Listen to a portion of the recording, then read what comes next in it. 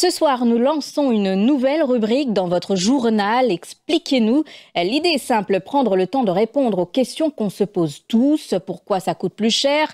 Pourquoi ça change? Pourquoi c'est compliqué? Des sujets du quotidien d'actualité ou de société avec des réponses claires en images. Et pour cette première, on s'intéresse à une question très concrète.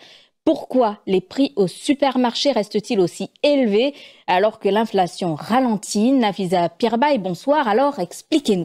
Oui, bonsoir Mélanie. En effet, l'inflation ralentit à Maurice. Elle était de 7% en 2023 après avoir dépassé 10% en 2022 et aujourd'hui, elle tourne autour de 4%.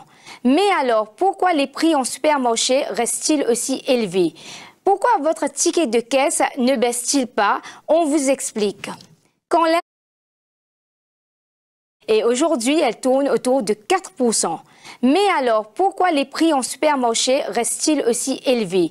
Pourquoi votre ticket de caisse ne baisse-t-il pas? On vous explique. Quand l'inflation ralentit, cela ne veut pas dire que le prix baisse. Cela veut dire qu'il continue d'augmenter, mais moins vite qu'avant. Mais les prix restent élevés. Ils ne redescendent pas, ils se stabilisent à un niveau plus haut. Mais alors, est-ce que ça veut dire que les supermarchés vendent encore des produits achetés trop chers l'année dernière? Exactement, Mélanie. Les importateurs et grossistes écoulent encore des marchandises payées au prix fort en 2023, quand le fret maritime était cher et la roupie faible face de l'or. Résultat, même si les coûts baissent un peu aujourd'hui, les rayons restent remplis de produits achetés plus chers. Un exemple, le corned beef a baissé de 6 roupies, mais le poisson, le mouton et le thon continuent d'augmenter entre 3 et 6 roupies de plus au kilo. Et une fois que les prix montent, ils ne redescendent jamais, c'est ça? Oui, c'est ce qu'on appelle l'effet cliquet. Les prix montent vite, mais ils redescendent rarement.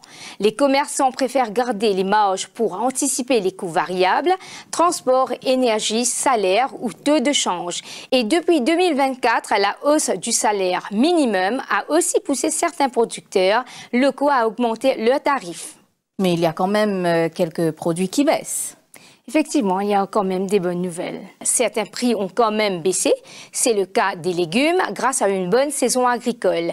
Mais pour les produits importés, il faudra du temps avant de voir une vraie baisse des prix dans les supermarchés.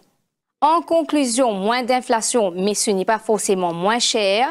Mais au moins, on sait que c'est un signe que la situation commence à se stabiliser.